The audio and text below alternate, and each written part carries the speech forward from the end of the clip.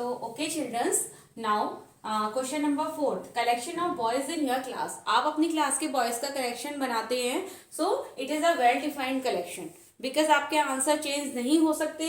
आपकी क्लास के बॉयज हैं तो आपके क्लास फेलोज हैं. So yes it is a well defined. Yes it is a well defined. So it is a set. Okay, now fifth part, all natural numbers less than 100.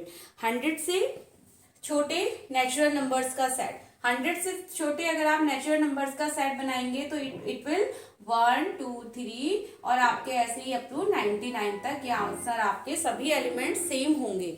So yes it is a set because it is again a well defined. It is a well defined collection. Okay, तो children आप लोग बेटा इसको साथ में as a notes आप इसको लिखते जाएंगे. आपको क्या होगा, आप साथ में नोट्स बनाते हैं तो आपको क्लियरिटी भी आती है टॉपिक को लेकर के और आपका कोई काम पेंडिंग नहीं होता. तो हमेशा ये हैबिट डालिए कि जब आप एक्सप्लेनेशन को देखते हैं तो आप साथ में नोट को प्रिपेयर किया कीजिए. ओके, कोई भी रिमार्क्स आपको अगर ऐसा लगता है कि कोई स्पेशल लाइन बोली गई है तो आप उसको स्टार बना के रिमार्क्स करके आप लिखिए. It will be helpful. Okay, during the time of your examination it will be helpful. Now sixth part, novels written by Munshi Premchandra ji. Munshi Premchandra ji के द्वारा जो भी नॉवेल्स लिखे गए हैं आई लाइक इट. मैं भी उनको पढ़ती हूँ एंड बहुत अच्छी नॉवेल्स मुंशी प्रेमचंद्र जी ने लिखे हैं. जैसे आपने देखा है आपकी क्लासेस में, आपके हिंदी सब्जेक्ट में आपके कुछ नॉवेल्स के बारे में बताया जाता है. जैसे गोदान, गबन, रंगभूमि, कर्मभूमि, बहुत अच्छे फेमस नॉवेल्स मुंशी प्रेमचंद जी के द्वारा लिखे गए हैं. तो वो कलेक्शन क्या है, फिक्स कलेक्शन है, उसको आप चेंज नहीं कर सकते हो अगर आप. So yes it is a well defined. It is a well defined.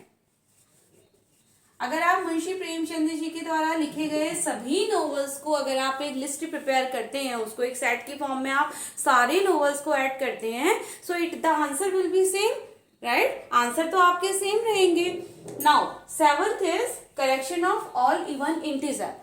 आपको बताना है कि सभी इवन इंटीजर, अगर आप इवन इंटीजर के करेक्शंस बनाते हैं बेटा, इंटीजर्स क्या होते हैं, all positive and negative numbers का कलेक्शन इज कॉल्ड इंटीजर. आप इवन इंटीजर बना रहे हैं तो आपका कलेक्शन क्या हो जाएगा, 2 4 6 8.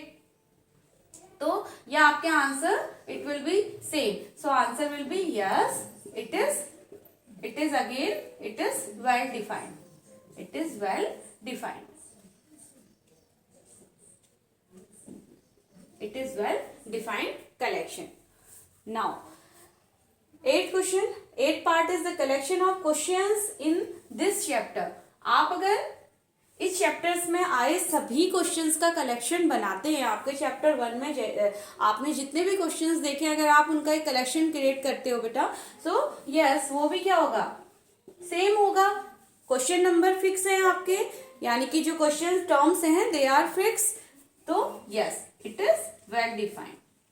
It is well defined and well defined means yes it is set. Now ninth, most dangerous animals of the world. अब आप पहले अपना आंसर लिख लीजिए. आप इसके लिए आपका आंसर क्या होना चाहिए, इट इज अ सेट और not, then I will make you clear. Okay kids, so answer will be up most dangerous animals.